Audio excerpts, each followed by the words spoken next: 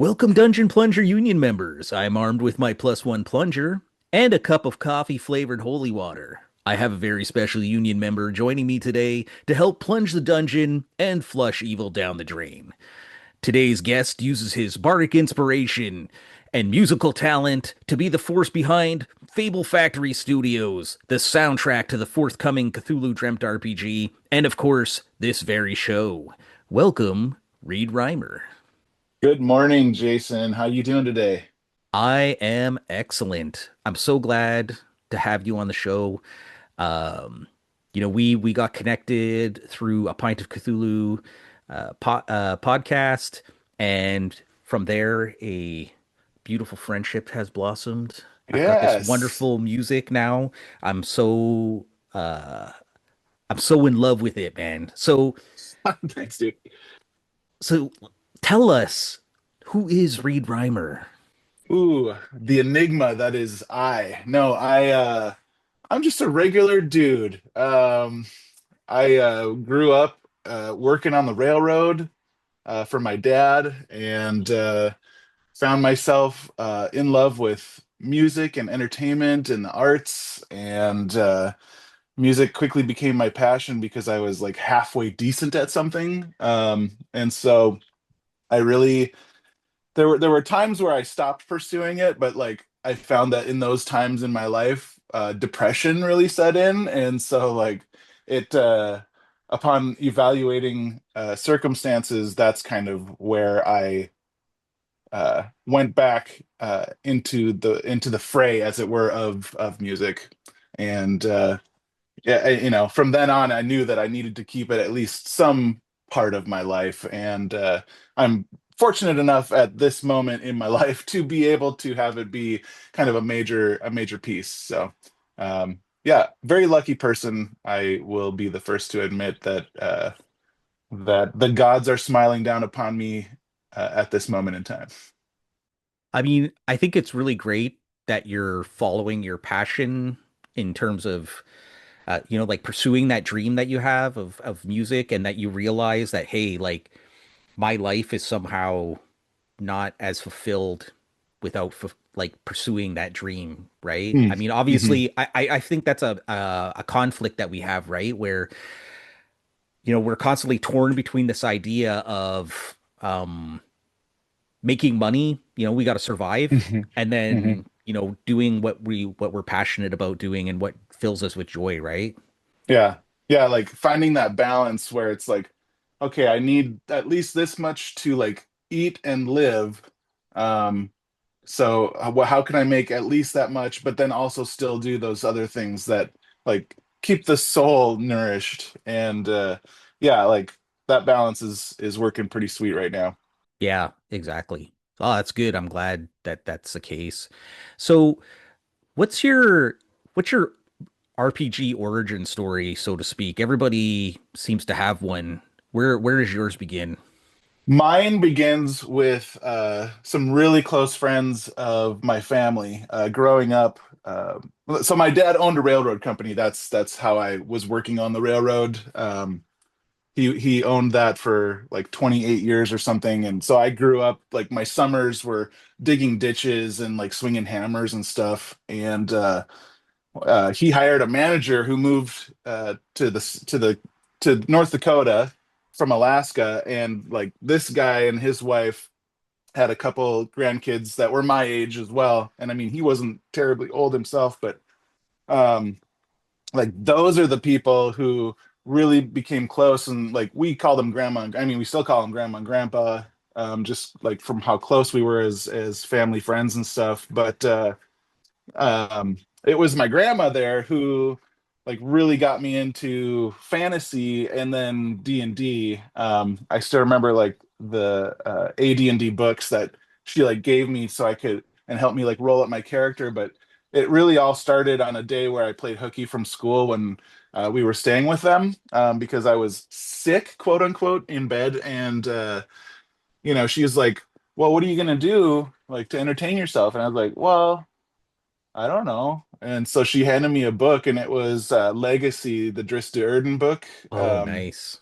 And so like that was how I started in there. And then it was like she had homebrew D&D, and like that's really just kind of how it started. And then over the ages since then, it's been like a matter of finding friends who have time, and then now developing a project with a bunch of friends to contribute our own like voice to the TTRPG world.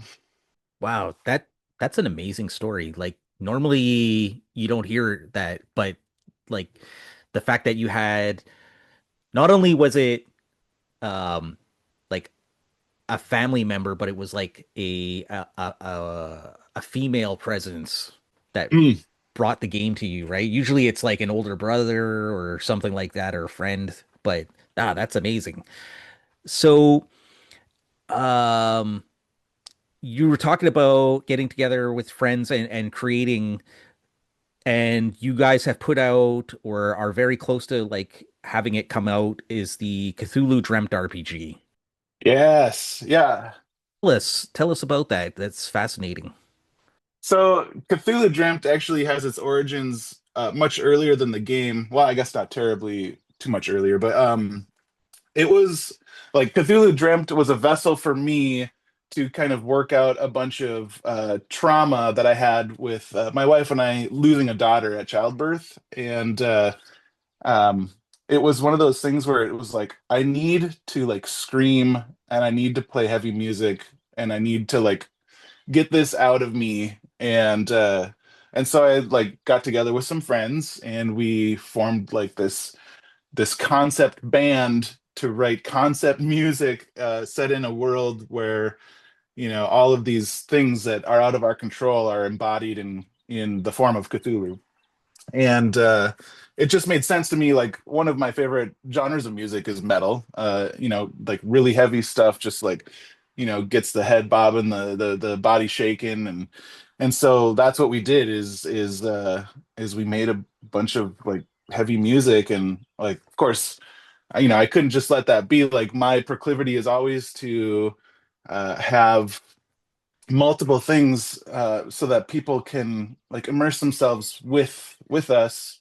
And so the first album, like the liner notes of the CD include like a journal, like a short story, like a found journal about this scientist who she also loses a daughter in her world, but her science and her understanding of that world allows her to build a machine that allows her to cross dimensions and hopefully find her daughter. At least that's the theory, right?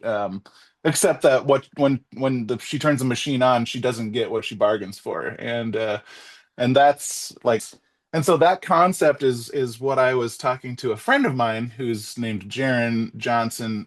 He's one of the runners of Action Fiction Game Company, and I was asking him a bunch of stuff about Kickstarter because they had successfully run Kickstarters for their projects, Monsters of Merca and restaurants and retail in the Monsters of Merca world and stuff. And I was asking him all these questions, and then we were talking about other projects, and I was telling him about Cthulhu, and he's like, "Have you ever considered turning that into a game?" And I was like, well, I am now that you mention it. So that's how that began. And that was, oh my God, I mean, that it's 2025 now. I think we probably started talking about it in 2021. And then 2 years ago, we uh, were lucky enough to have a successful Kickstarter campaign to back the project. And I mean, like, it's pretty epic in scope, at least from us little indie developers. I mean, they're writing this huge, God, I forget how many words he said the book was, but it's like 300 or 400 pages long. It's based on an original system, like a D12 system. And then, my part of it was like, well, I am always when I play with friends, one of my favorite things to do is like create a playlist of music to supplement the play. And I know some people don't like they like to play in silence and not have a distraction of music, which is cool. That's totally fine. That's what God created on-off buttons for. Um, but me, I love music. So that's what I did. I was like, okay, let's break down the story, or like give me the outline of what you're building. and I will go off and like create music for this outline. And uh and so that's what we did, and I started writing. And I don't know if it's a blessing or a curse, but I have just like a lot of material that spills out of my head, and I need to get it down. And um like a little prolific as far as the amount of stuff that I can kind of throw out. And so, over the course of a couple years in development, I've written like over 7 hours of music for the main campaign. And yeah, it's pretty gnarly. I don't know. So you've said a bunch of things, and I now I want to go back to some of them, but I want to start with, so what was the process for creating Cthulhu Dreamt, like the RPG, and like what was that like? So, action fiction, they're the game. They're like that's their like forte is game design and development. And so, um, the partnership lies in the fact that Jaren and I are always kind of talking and kind of going through stuff, and he and I kind of from a high level developed, what the concept would be of the game. Um, and then Jaren and like Brad and CJ and a few others from Action Fiction, would take that, and then they would go off and write it. And like I said, it's based on an original D12 system that was developed by another person who works with Action Fiction, Adam Buffoni. And so like, the his system is called Sojourn, and it's like his system is a lot closer to like journeying and socialization versus like combat. So there are elements of combat for sure, but it's definitely more about the journey than it is about the fighting. You know, but like as far as development goes, they would work on it, and then we'd talk and stuff. And it was kind of a lot of plates to keep spinning as well, because not only was there a soundtrack in the game, but another friend of mine, Chris Durston, was commissioned to write like a companion novel to the whole thing. And so what's cool is like his companion novel is about a few of the characters, two of them in particular, who are also NPCs in the game. But the story about around them kind of picks up where the second album is, and like the EP is.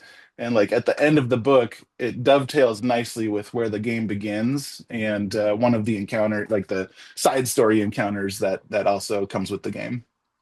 Wow, that it blows me away, the like multimedia aspect of this, especially as like an indie publisher. Like that's got to be a very overwhelming experience to take all those different pieces together and combine it into one package. Um, how did you feel about doing something like that? Was that like, were you nervous about taking on such a project with like such a huge scope, or? It's funny. I didn't really think of that at all. And early on in discussions, Jaren, it might have been even like the first kind of official meeting of the kickoff of development.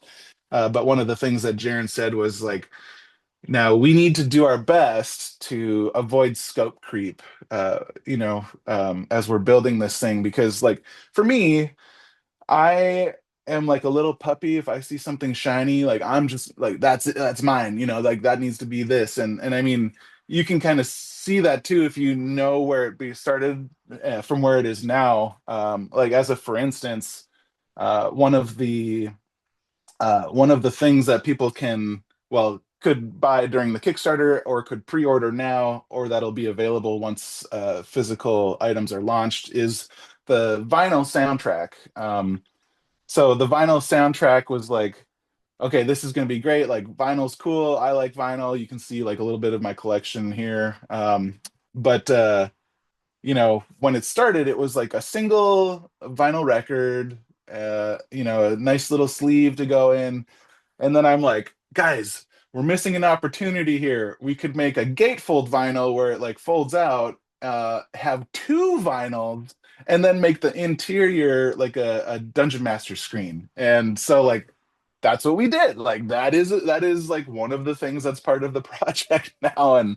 And you know, we didn't like charge more. Like it was gonna be the same price. I just ate that because I was like, that's so cool. What if this is the only time in my life I have the opportunity to make a double, you know, a gatefold vinyl double album? And so that's what we did. And like that's like right now that's being pressed, and at the end of June it's gonna get shipped to Ohio to get ready to be boxed up to send to backers. And it's super exciting. And you know, it's speaking of scope creep too, it's like I wrote all this music, right? And it's like there's a lot of it where that is very cinematic. There's a lot of it that's very ambient because you don't like I didn't want people to just like listen to drums and guitar for however long they're playing this campaign, right? So there's a lot of like mixed genre in here, including like orchestral music that we hired a couple orchestras from around the world to perform and record for us. But like again, so much music. I was like, God, I should really make like an actual album with singing. And so like I kind of cherry picked, you know, 10 of the tracks and wrote vocals and lyrics and so we will have a companion album that also, you know, for anybody who doesn't care about the games or soundtrack music or whatever, like this could be for them too. So I don't know. I want to have my cake and I want to eat it too, and I'm trying my damnedest to do that. That I think is probably the most unique concept for a dungeon master's or a game master screen is to have a record cover. I mean, I saw somebody a long time ago on a blog that I read, I don't remember who it was. They had done like a CD cover game master screen where they had like cobbled it together. But the fact that like you decided to make a GM screen like purposely from the beginning out of an album is amazing. And I mean the artwork for this project is out of this world. Like everything that I've seen is such high quality and so beautiful aesthetically. It I feel like this is what gaming products should be, you know? Like not to say that like if you want to do something that comes out that's a zine or whatever, I mean those definitely Hmm. have their places, but Totally. to me, like this is, I feel like what the heart of role-playing games are, right? For like creative, you know, being a creative person where you're able to like take all of the aesthetically pleasing things and bring them together into something where you're like, wow, like, you know, I've got visuals, I've got audio, I've got tactical, you know, like I saw the D12 that you guys had, the custom D12, and I was like, wow, that is so nice. Like you guys really didn't, you know, spare expenses in creating this. So Yeah, you definitely do not want to look at my spreadsheet because, well, I don't want to show my wife because she would get pretty angry and upset because, yeah, like let's just say that the Kickstarter didn't cover it. So, but that's like, for me, like obviously it would be great to make money so that we can make more stuff, right? But thankfully we don't have to make everything up front. Like, you know, I'm okay investing in this product and the project and the other projects that we've got because I feel like in the long run there's more for people to dive into if they find even one thing, you know, from the Fable Factory that it's nice to have kind of a catalog of stuff that, you know, if somebody gets turned on by that, then it's like, oh, they have more? Okay, cool. You know, and so like I'm totally fine like sitting on inventory or, you know, just like having this, even just having the experience. Like my only vice is my studio. So that's I'm okay with it. so I wanted to go back to what you were talking about in terms of having music at the table and you know how like it could be a sort of divisive topic for some people. I mean, obviously, like you said, if you like it, you like it. If you don't, you don't. There's no obligation to use it. But and obviously you're a very like musically bent person. So how do you approach using music in your games when you play? Well, I typically will. Like I'll make a single play, like when I've done it in the past, I will make a single playlist and it'll have, mostly it's just classical music, or film score. But a lot of times it'll be pretty chill. But I'll allow the kind of bigger flourishes from like orchestral or film score music because it's really sweet when those line up with like, points of action in the game. And if they don't, that's okay. It like heightens the setting anyway. But we don't ever have it at a volume where we can't, do our stuff at the table anyway. So it's really more of sonic wallpaper, and that's kind of how I anticipate most folks would think of any music that they accompany, a table game with. So So when you're playing, it's mostly face-to-face gaming. yeah, like so this is something that is painful to say, but I haven't played a lot of tabletop gaming since my kids were born, which is 10 years ago. Because we had twins and that like super changed our life, you know. Um, What? yeah, right. I know. It's like who could have thought that? But yeah, so then, about the time where our kids were getting old enough to be like cool and to figure out kind of logistics, the friends that we played with were starting to have kids too, and so like it just became like a domino effect. But um the nice thing is like that stuff never goes away. Like I have a ton of unplayed campaigns on my shelf over here, and it's just like, if I can't play them, at least I can look at them until like it's time, the time comes where, oh, let's get a game and start rocking. Uh, so I do want to talk a little bit more about Cthulhu Dreamt, but since you opened it up, what kind of games, what's your systems that you enjoy?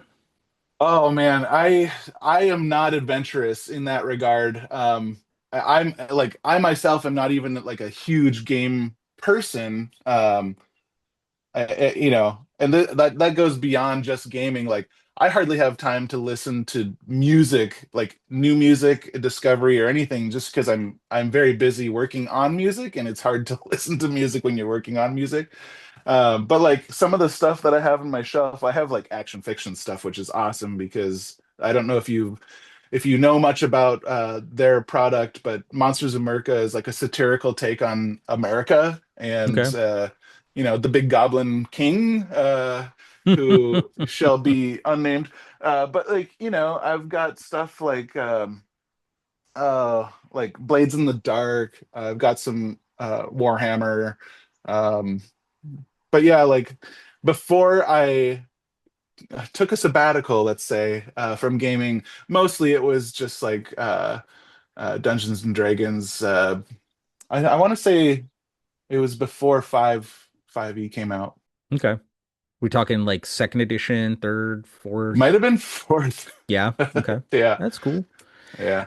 So going back to Cthulhu Dreamt for a minute, um, can you give us a little bit of an idea of like how a typical scenario would sort of play out? Like what kind of game experience are we like kind of looking at?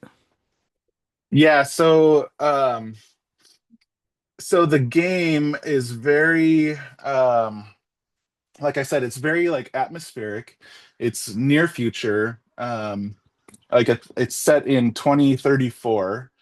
And so there's some tech that is beyond where we are now. But really it's just like a world in which these eldritch beings, of which Cthulhu is, the figurehead, are kind of changing our, the biosphere, and people's attitudes are getting darker, and it's really kind of like the darkness before the dawn, except where's the dawn type of thing. And so like an encounter would be dealing with almost like figuring out where to go, like very kind of journey, and then figuring out how to get over the hurdles that are along the way. Quite a bit of like puzzle type type stuff built into the game, and then I want to I want to say it's fairly realistic in kind of how damage is taken and stuff like that. One of the things that we made a conscious effort to do was to avoid like insanity metrics and stuff like that, because we have a lot of friends who are neurodivergent, and so like with respect to them, it's like you know um, we wanted to make it as friendly as possible for our friends, and so like you know instead of like insanity, we do have like a mental stat, but it's more about taking mental damage and like dealing with that and like recovering from that. So you have physical and mental stats, but then alongside that, it's really a lot of humans dealing with things that are just beyond uh, our grasp on reality, and then yeah, there's some pretty fun built-in. Oh God, I don't even. The word is escaping me that I want to use.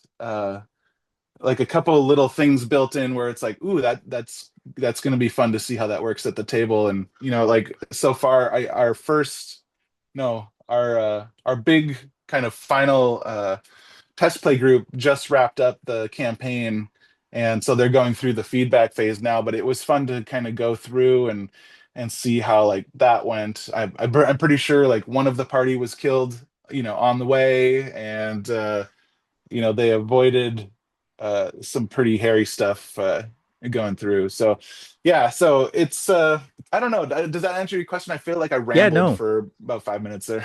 No, I feel like that's a great answer, actually.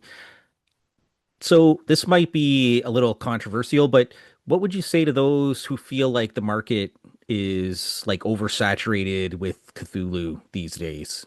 It feels like there's a lot of different like Cthulhu products out there. What do you think would distinguish this one versus something else? And, do you think that the world can have too much Cthulhu? Well, Cthulhu wouldn't think that.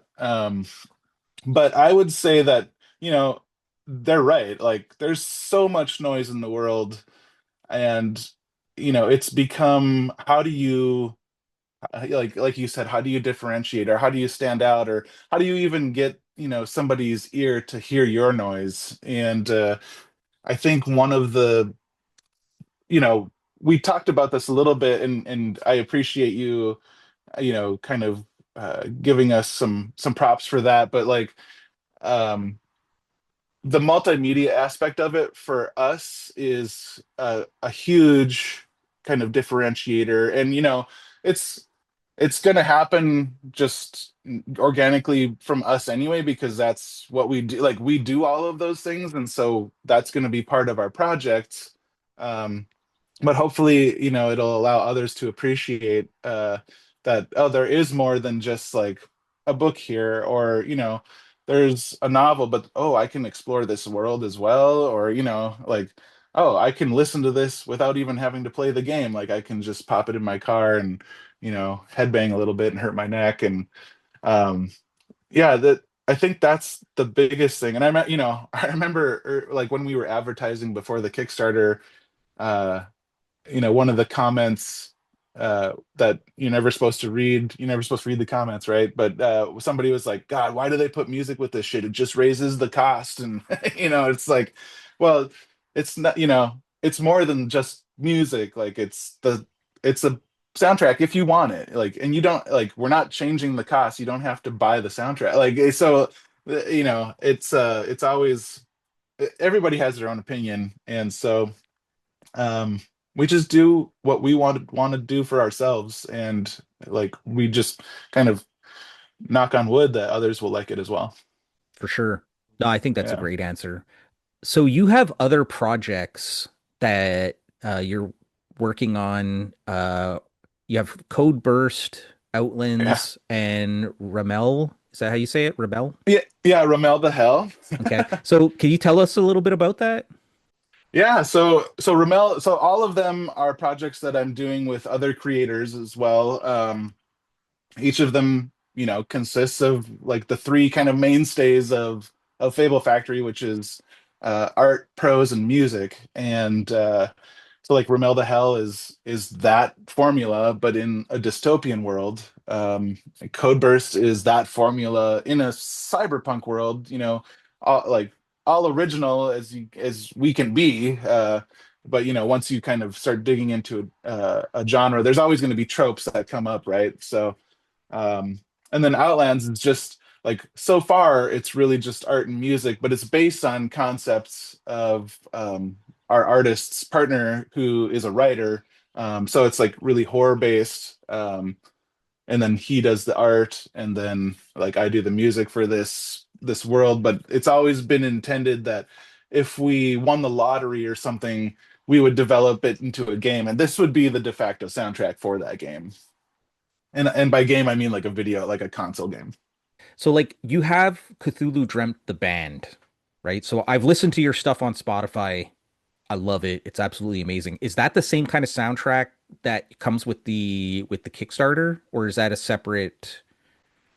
Okay, so the band music is that is what you're going to hear when the companion album is released. Okay. The soundtrack music is a mix of everything I talked about before, like ambient, orchestral, cinematic, and metal. The metal, like, but it has no vocals, so all of the soundtrack music is voiceless. Okay. And so the music that's going to come with these settings is going to be the same concept, right? Of like a sort of, it's more of like a soundtrack Hmm. ambience type of thing than, Yep. okay. Yep. And the way like I don't know if you saw when you were poking around on the Cthulhu Dreamt Spotify page or wherever you were listening, but we have been releasing each chapter's music every month this year so far. And so you can actually get a taste of what the music is you're going to be hearing when you play the game. And the way that we've enmeshed it into the campaign book is, when we get to a particular section where the music, well, any section, because it's all like the music is for the entire campaign. So where the setting begins, there'll be a breakout box that says, we suggest this track here. Here's a Hmm. QR code, and you can go and stream it, for free from our website, and then like go ahead and play and just loop it, and then when we get to the next breakout box, go ahead and flip over if that's what you want to do. So I love that idea of the QR code. I feel like mm, that's such a fantastic way of being able to like easily access that at the table without having to like scroll through your phone or mess around with your yeah. computer. Where do you find the time to be creative, and what does that process look like for you? Do you have like a specific time that you work, or, way that you do things? So like I mentioned earlier in the show, like I'm a very lucky person, especially as it is with my living situation. I have a job right now that affords me a lot of extra time during working hours, typical working hours, because the job that I do is very hands off. And even though I'm on call 24/7 for that job, I don't necessarily have to be plugged in to that job at any given time. So I use working hours as Fable Factory hours, and so most of my work is typically done, that 9 to 5. Um, and like with all the projects going on, it's convenient for me because I'm a very like I was never diagnosed, but I have like attention deficit disorder tendencies. And so like I say, when the thing gets shiny over here, I'll like run to that. And that's been the case many times where I go in to start writing something, and then like whatever patch I'm working with, in my software, it's like, ooh, that sounds really cool. That has nothing to do with what my client is. So I'll dive into that for like a couple hours and then save that project for later, and then go back to what I should have been working on or whatever. But I have enough irons in the fire that it keeps it interesting, and allows allows almost for like continuous inspiration. Because if I get bogged down in like Cthulhu and I'm just not feeling it, oh, I can turn over to, one of the other projects and start working there. So when you're working on your music, how much of it is like actual instruments and how much of it is I guess computer generated, like in terms of you create it electronically? hmm so like just to parse this out so that listeners understand, like I don't use AI or anything like that Yeah, no, that in wasn't. yeah, no, I get it. It's just we're getting so close to that threshold, and there's been so much like in the industry where AI has become almost ubiquitous with like electronic creative music. I just want to make that distinction because I'm it's a very difficult conversation, AI is, but I don't use it, and I don't want to use it because of just like the implications of it, and I feel like I have enough creativity in myself that I don't need to, like to do that. So as far as instrumentation goes, like I have formal training on a lot of instruments, including like orchestral instruments and like voice and everything. For Cthulhu Dreamt, all of the band instruments are real. The synth stuff or the electronic stuff or some of the orchestral stuff is from sample libraries that I've purchased. So like if I want to get the sound of the London Symphonic Orchestra, I can open up, samples of the London Symphonic Orchestra and play those in with a keyboard. Um, and so like so that's kind of that, like, and when you hear a synth, it's a synth, whether it's an actual like Moog synthesizer or like an emulator that's in my computer. So on the Cthulhu Dreamt soundtrack specifically, there are 6 tracks that we actually had an orchestra perform.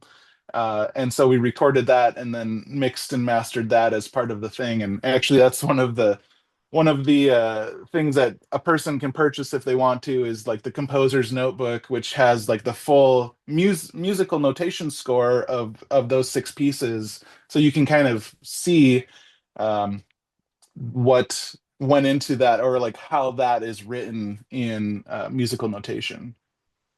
So do they, when you hire an orchestra, they record where they are, the that, and then they send that to you, and then you add that into your track?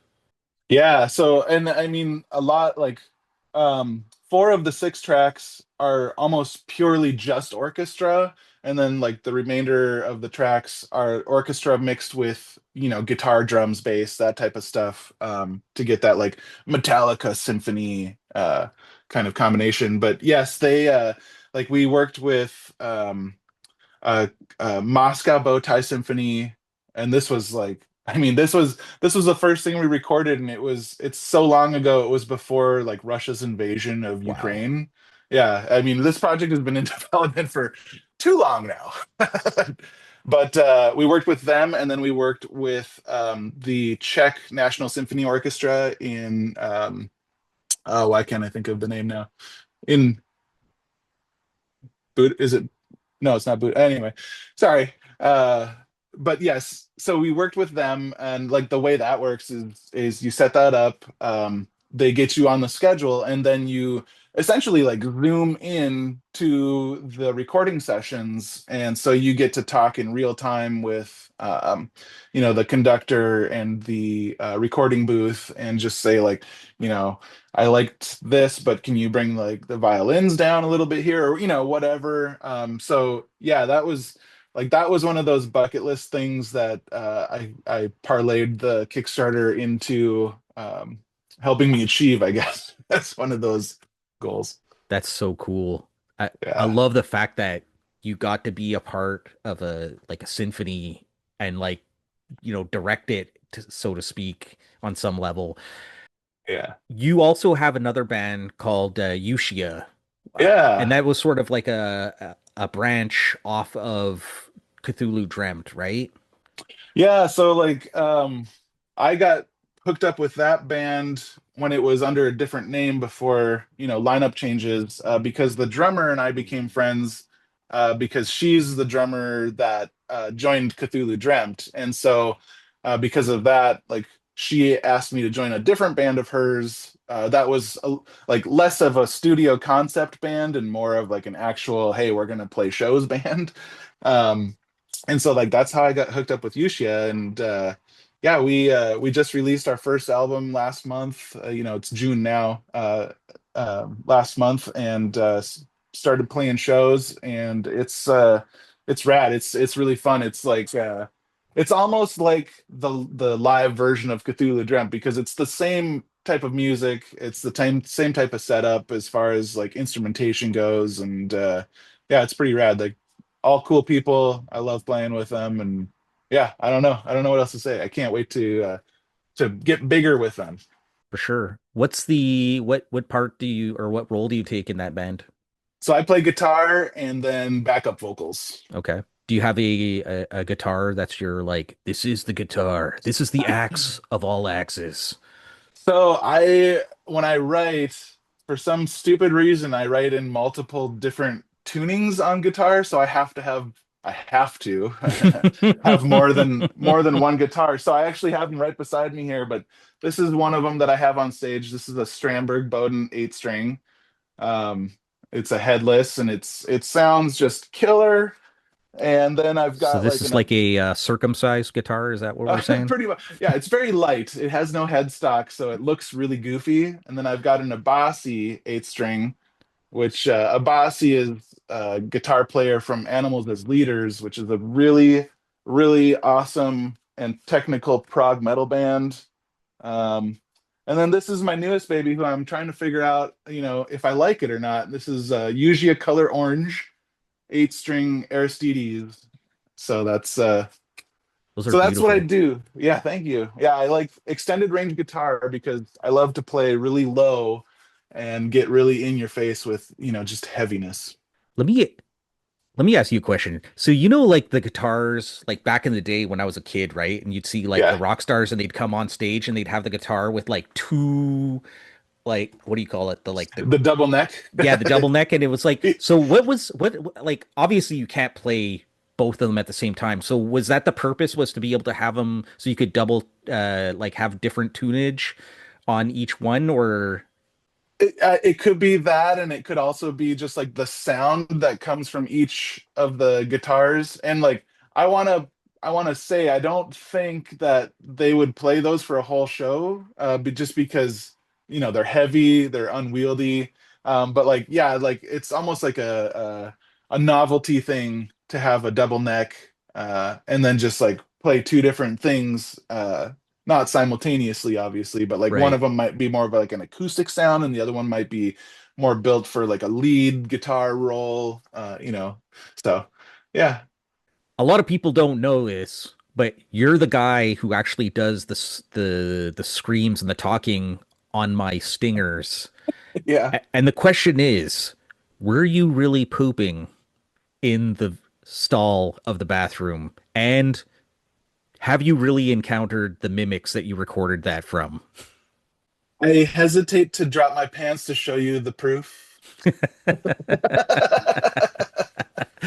Uh, can you confirm that mimics are indeed a pain in the butt? Absolutely, 100% a pain in the butt. Oh, great. Are you cool if I clip that and use that? Oh, totally. All right. So, this has been a really great conversation. I just wanted to finish out with like a couple of last questions before I let you go. Yeah. Um, so as a show that talks about, giving game mastering advice and whatnot, what is the one piece of advice that you would give to a new or a GM veteran or maybe both? Ah, I would say let your players help you um, build the world, or let them help you paint the picture of what's happening. Because a lot of times, as a player, I know what I want to look my character to look like when I'm doing something. And so if the GM asks me, what does this look like? I'm going to tell them what it looks like. And it may not be for everybody, but that's how I like to run a campaign. Nice. I like that advice. That's great. So what's in the store for the future of you and Fable Factory, and do you have other projects that are down the line? Absolutely. So starting backwards first, Yuja, once we start working on our next album, my plan is to coerce them into making it something multimedia. And so whenever we have some like the next album come out, there will be a little bit more to it than just the music. So that's one thing. Codeburst is going through a reformat and then expansion. We're gonna dive a lot deeper into comic book paneling. Not It's not going to be full comic book, but that's definitely we want more art. And then we've got another cyberpunk project that actually is in the world of Cthulhu Dreamt, or at least the Hmm. multiverse of Cthulhu Dreamt, that is cyberpunk. And so that one's going to be a similar format to the new Codeburst format, that is in process at the moment. And then my friend Chris, who wrote the Cthulhu Dreamt companion novel, and I are working on our own little cozy TTRPG set in a world of oceanic battle snails. Whoa. That's okay, hold on. What exactly inspired Battle Snails? Um, like I say, shiny things draw my attention very fast. And somebody mentioned dungeon synth music to me, and I was like, I want to make an album of that. So okay, so I need a really cool like sepia toned like ink outline cover. What would be cool? And then I kind of like asked a couple friends, and like Oceanic Battle Snails just like popped out, and I was like, ooh, I'm gonna get that's perfect. I know the perfect artist who can do some killer epic snails, artwork. And so like and then of course, scope creep, it's like, oh, we should make some stories in this world. Oh, we should, you know what? Let's a solo cozy TTRPG. Let's do that. That's amazing. I love it. I love it. Well, I just wanted to take the opportunity to thank you for coming on the show and sharing with us your the worlds that you've created, the music that you've created. Especially to thank you for the music that you created for my channel. I love it. You're such a great guy to work with.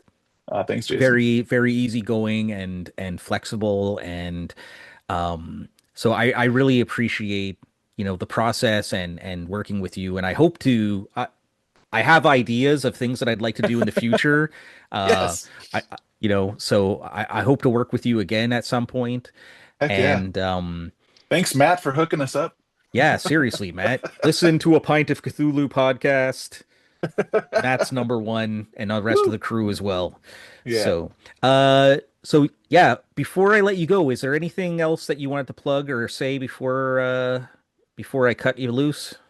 I would say if anybody's into like the Cthulhu thing or anything that we've talked about here, check it out. I don't know, maybe you can include a link in the show notes for like the pre-order page, but it's available for pre-order now on BackerKit, and like I think we're anticipating shipping it out, late summer, early fall. So it's already ready. You don't have to spend the 2 years waiting like the Kickstarter backers did. Nice. I will definitely have links to all of your stuff. Ah, we'll have to talk about it another time. Okay. I You also have a podcast.